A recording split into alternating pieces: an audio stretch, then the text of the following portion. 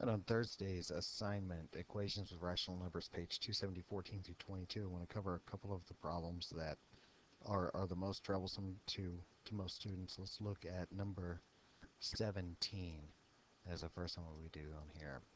You've got m plus 7 over 12 equaling another fraction, and that is negative 5 over 8. No, that's wrong. Negative 5 over 18. Now, what you're going to do here is subtract 7 over 12 from both sides. So when I do that, what I have to do is get a common denominator to do negative 5/18 minus 7/12. I'm going to have to figure out what is a multiple of 18 and 12 that they both go into. Now, if you look at 18 versus 12 to find your common denominator, 18 times 1 is 18, 12 doesn't go into it. 18 times 2 is 36. 12 times 1 is 12, 12 times 2 is 24, 12 times 3 is 36. So since those show up first, that's your least common denominator. So what we're going to do is go ahead and cancel these out and make this m equals, and let's put negative fraction bar minus another fraction bar. Here's my two negative signs. I want to make sure I don't lose those in the midst of everything. We're going to convert both of our denominators into 36. And now we have to figure out what our new top numbers will be based on that bottom number. 36 is 18 times 2. So my new top number will be 5 times 2, which is 10.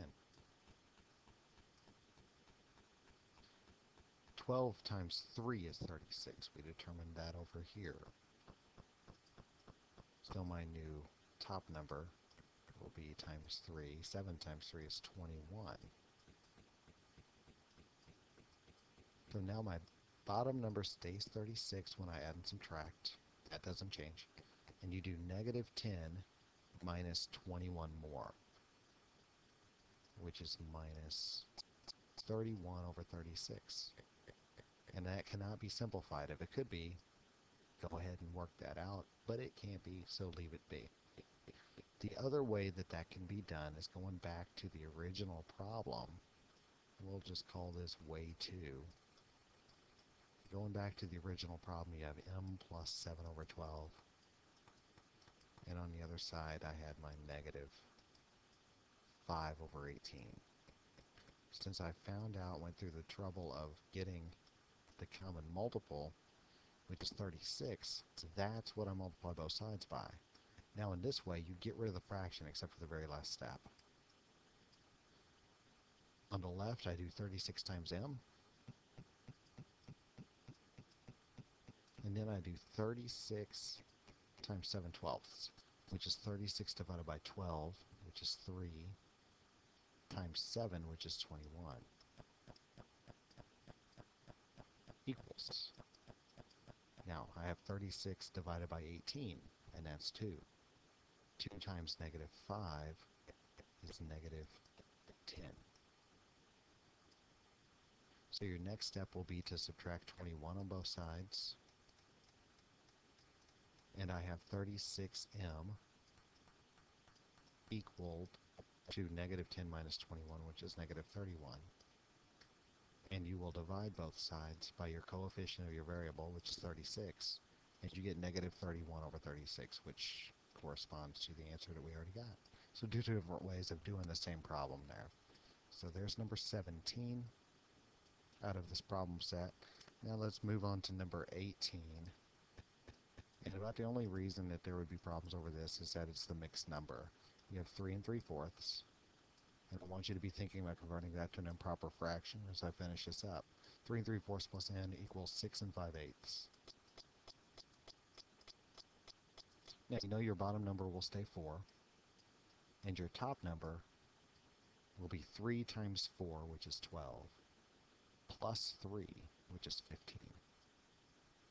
Now copy down your plus n. You're not doing any math yet other than just converting into improper fractions. Your bottom number over here will be 8.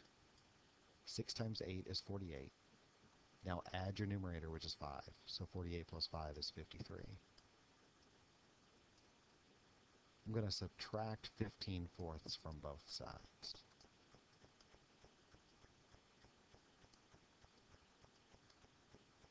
And I'm going to change something over here.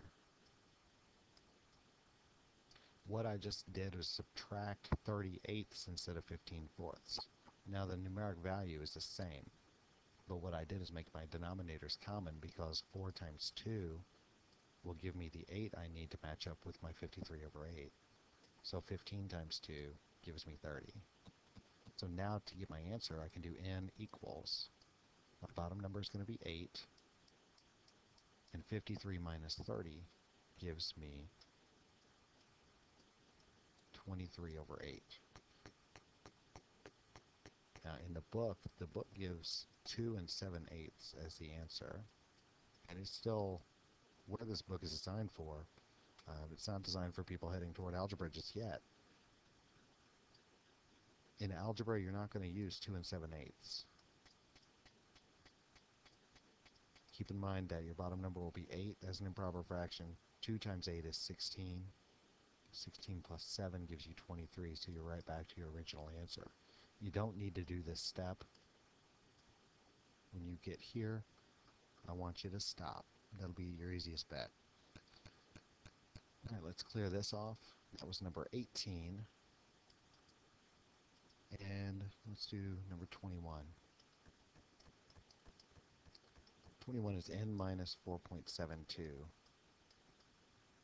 equals 7.52. Now you're probably far more comfortable doing decimals than you are fractions.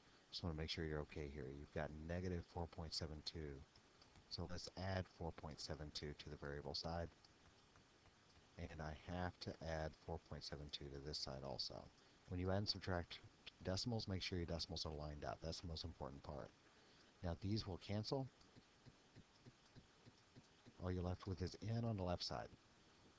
Now go ahead and just add these up. 2 plus 2 is 4. 7 plus 5 is 12. And then 1 plus 7 is 8. Plus 4 is 12. So you have a positive 12.24 as your answer. And the last one, number 22. I'll give you a hint on that one. Your common denominator is 24. Other than that, you'll do those just like the other fractions that we've worked on. And that's it for page 270, 14 through 22.